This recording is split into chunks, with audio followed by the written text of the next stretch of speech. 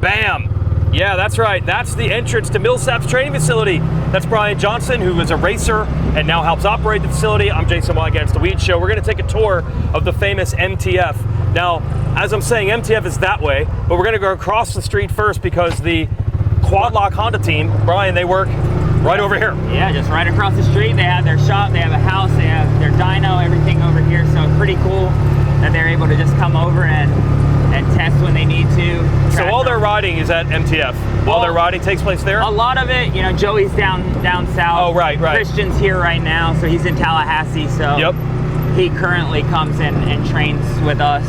Right. But some of them, Shane's down there as well, but anytime they need some big testing done, they'll come up here and... Oh, this is the race shop for Quad Lock. Race shop. So it's across the street from MTF, and I want to mention the GPF Georgia practice facility. We'll see that in the corner. That's literally one fence away from Any secret stuff in here, or can they... Top secret stuff. I just decided to take a tour. 28s, get used to it, people. So this is the Quad Lock team shop. What's up, Martine? Hey, I'm just getting a tour. So you just ride across the street and do your motos. It's pretty convenient. And by the way, Martine, how old were you when you first came to MTF? 14 years Still old. here. Yeah. It's grown up quite a bit. Thanks, guys. So that's the Quad Lock side of the operation. And Bryan will give us a tour of the rest of it. So your history here, Bryan. I knew you as a racer. Yeah. First.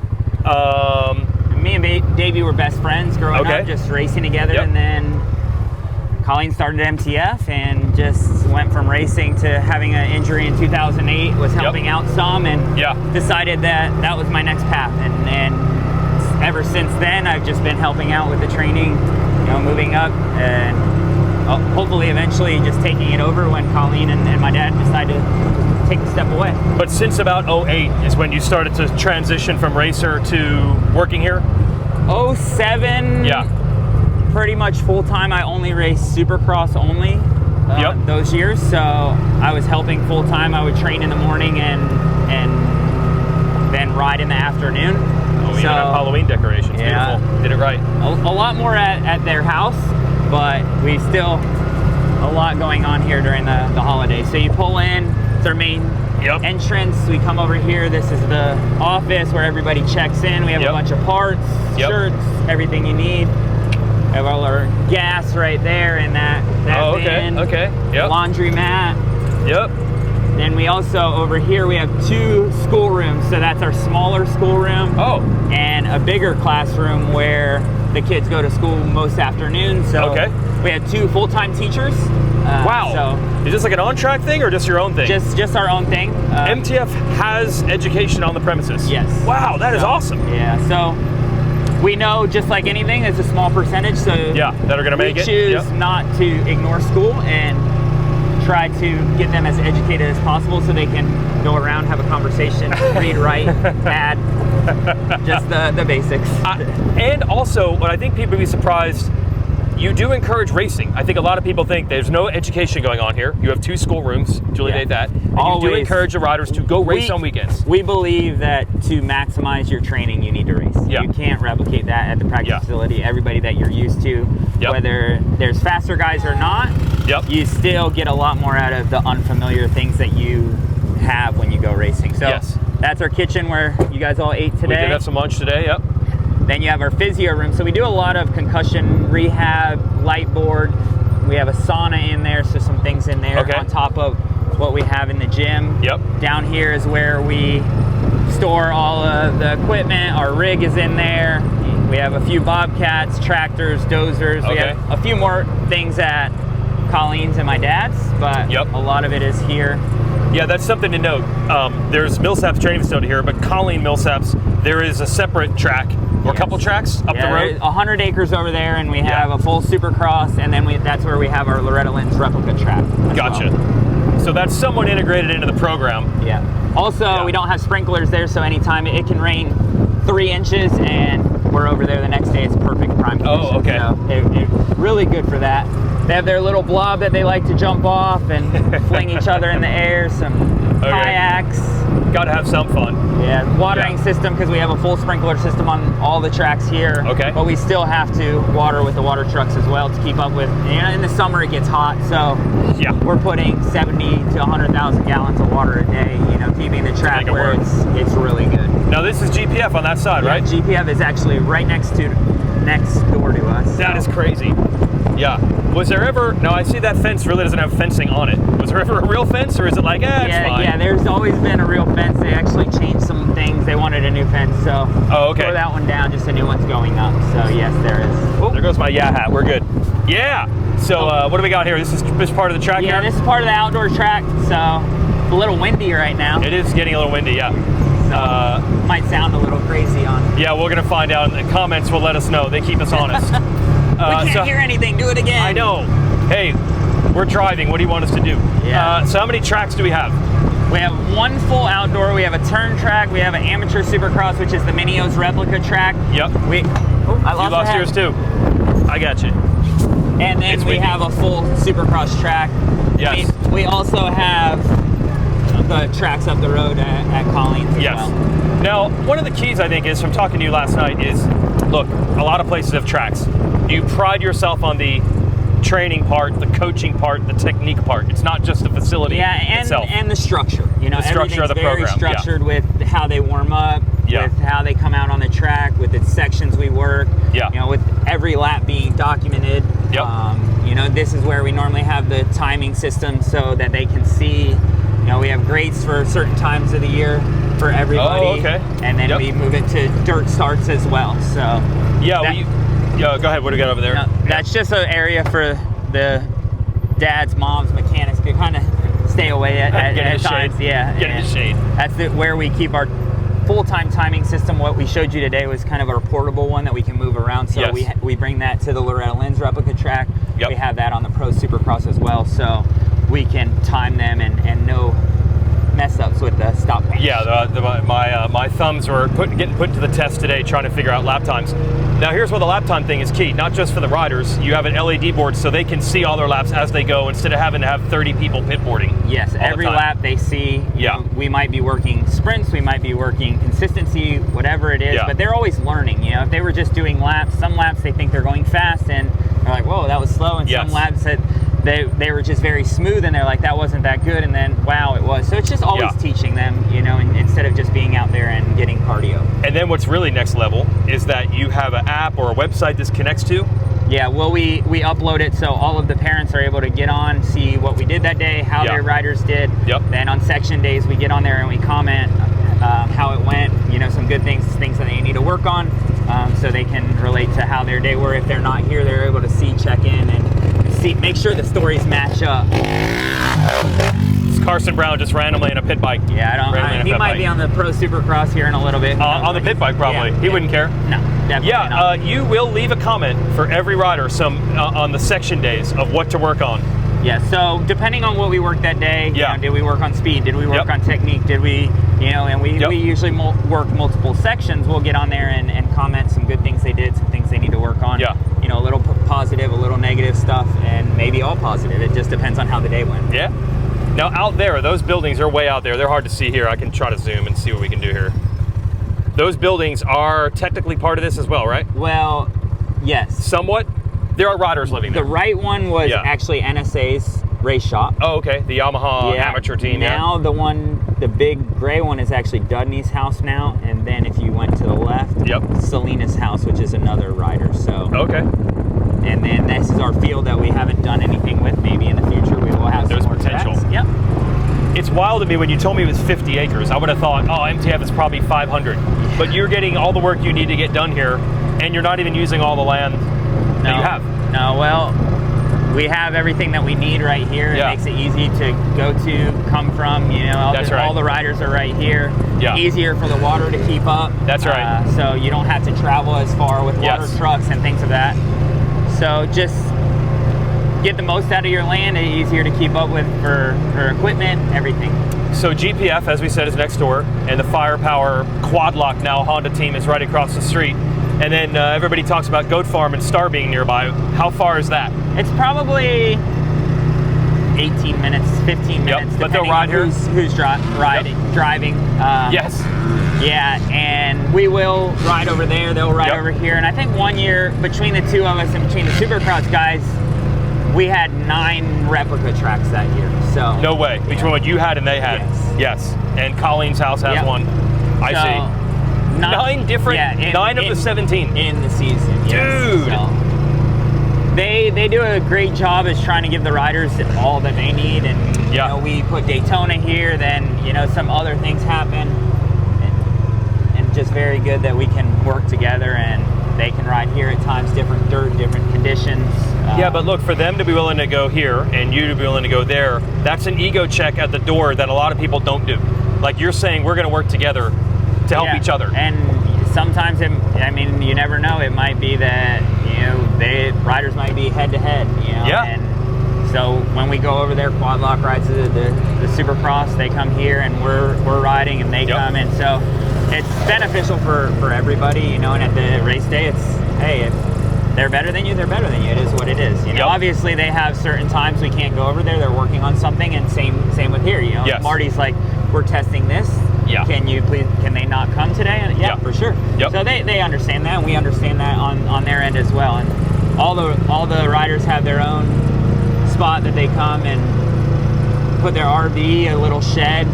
Some have some bigger sheds, some smaller sheds, some bigger RVs, and then a lot of people live around in the area as well. So we have houses, and I'll actually show you some of the cabins that we have that some of the riders from overseas will stay in as well. Oh, there's more than what we just saw right here. Yeah, I forgot actually to show you. So there's that much stuff. That's why. 03, I think is what it officially says on the door. 2003 is when 2003 was when MTF started. I think it was October 2003. October 2003 was when the doors. And were you here right then? Myself and Davey actually trained at Colleen's for around a year or so before we made the shift over here, even though this was going on. Yes, so it was not intended necessarily as a you and Davey. This was for other people. Yeah, you had your own thing going. Yeah, we liked that over there, but then with Colleen coming over here and training already and working over here, it just made sense for us to start shifting this way, different tracks again. Sure. Why not get the most? We still rode over there as well. Right. These are some cabins that we have that the riders come and stay in. So each cabin actually has a theme. Like cabin 1 is Barsha themed. So if you go Oh, wait, really? Like alumni? You'll see like an old Barsha jersey and a poster. Wow, we cool. might be able to walk in there and actually see one of them. I guess when you run the place, you get to do some stuff. Yeah, there's a lot of alumni. I don't know if anybody's in there, but they might be. Well, we'll see if they're changing. Not. Yeah, exactly.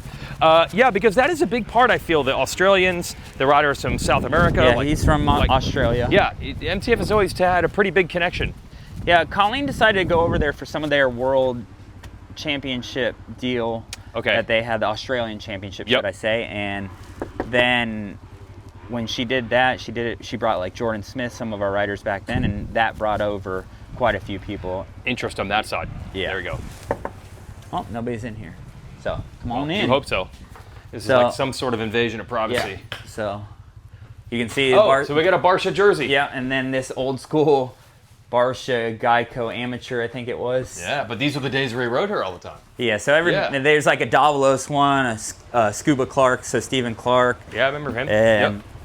That's pretty cool. Yeah, something a little different. And one other thing, we'll drive over and you can show me the gym, because I'm sure that's a big part of it as well. And the nutrition program, you show me even got scores. Just trying to teach the kids a little bit more about how important that is. As they get older and just need a little bit more energy than you needed when you were 12. You can run on just a Starburst. And it's more important, and it's just, nutrition is something that's, you just learn more and more over time, and start understanding it. And you can never learn enough about it. So just trying to introduce that and the importance of it, of giving your body the good fuel that you need. Doesn't matter how hard you train if you don't give it what it needs, and sometimes they think they're doing the right thing when maybe they're not. These flags here, we put some flags up, or is this literally representing? This represents every country that's ever been here. That is insane. Yeah. That is so it's insane. like 47 to 50 if you go down. Oh my! You think there might be 50 different countries worth of riders? Right at 50. Yeah. That Oh we my! have. I think 50? it's 48, 49 last time I checked. That is absolutely nuts. Yeah. So anytime somebody comes from a new country, we put up a new flag. That is pretty awesome. Yeah. Wow. This was really the first when we talk about October of 03. People still use the word facility when they refer to a facility, but when they say that, it's because the word facility was involved with this, and that's what people have on the brain. Yep. Do you look at all the other ones that have popped up since as like they're competitors, or is it like we have everything we need here? There's room for all of us. You like, always have to be a little Yeah. worried about competition, but Yeah. competition's good. Yeah. Yep. So all you can do is the best you can do. You try to get better every year. How can you improve? Yeah. You know, not so much off of seeing what other people are doing. You know, I can't be oblivious to what they're doing either. You know, I pay attention. Yeah. But at the end of the day, we're always just trying to bring new people, good people, learn as much as we can on every aspect, from the nutrition side, from the riding side, studying the pros. What are they doing? How Yeah. can we give these kids, you know, what's the new and best thing, you know? So your knowledge base, even though you rode, and even though you've been doing this since 08-ish, 09-ish, and your knowledge base has just gotten better and better. Yeah, it's crazy what you learn when you actually stop racing and teaching. No kidding. Yeah, it's insane what you actually learn from other riders. You have to kind of forget a lot of whatever you did, you know. Oh, so you don't lean on that as much? Definitely not. No, really? Yeah. Oh, wow. All right, so it's the last piece. This is the gym, so everybody checks in, right? Yeah, so they have their own locker. They come in, they have their gym shoes. We try to keep this place as clean as possible. Yeah, a lot I'm not going gonna on walk through today with Yeah, we had some shoots that you'll see soon. That was really, Barsha got to come back on home turf and ride. And so we use this today for hero shots. Yeah, so it's everything going on. They're actually doing some jiu-jitsu today, so if you want to. That's part of the program? Yeah. So they do that's on purpose? Yeah, they do jiu-jitsu, they do yoga, they have some. Gosh, we're doing Weege Show, Wes. You overshoot the mark with your darn verb videos. This is all you need. This is for reals. So yeah, little jiu-jitsu. That's part of it. Because you find cross-training wise, this is the benefit. Yeah, just the mental side, you know, being able to be disciplined enough to keep your composure in different situations. Yep. So we do a lot of different things that we're not just bicycle only or run only. Yes. You know, we do a lot of swimming. We do all aspects that I think make them well-rounded athletes. Because at the end of the day, you want them to be ready for life beyond this. Oh, okay. So this is obviously priority, but it's also creating them into strong-minded, good men, you know, and all of the things that we believe in, we do. So you come in here, this is our office. We have our hyperbaric chamber. Dang. Our acoustic, which is like a shockwave therapy. This is for bumps and bruises? Yeah, or if they hit their head, they'll get in there, or just maybe they're feeling a little run down. One of the things that shocked me, I did not even know this. We were talking to the medic crew at Loretta's. I didn't know there's another Millsaps. She's a doctor, and she comes here, right? Yeah, she's actually has her practice in Cairo. So anytime anybody, something happens, they're to her. She works also with some of the Dr. Berg that has been since Ricky days before that. So he's the orthopedic surgeon. So yeah, we have quite a few connections with some people that we're able to get them in very quick, get some answers, what's going on. Let's get this problem fixed if there is a problem, or maybe there's no problem. So that's Davey's sister. She has a practice. She's a real doctor. Went to actual school. Real doctor. Real doctor, real medical doctor. But then you said there's a little office over here. Does she stop by on campus at times? If she's needed. Really? Yeah. So she lives literally right next to where Colleen is. She's right there, you know. Actually across the street from where Deegan will be. Yeah, because he bought property over there. Yes. Last thing, I just want to show this on the wall here. This is really cool. These are alumnus. These are champions, the original. Yeah, all the way starting. Oh, look at this guy. Look at that guy. Well done, sir. That's you. But I think the part that would surprise people the most is what you just told me.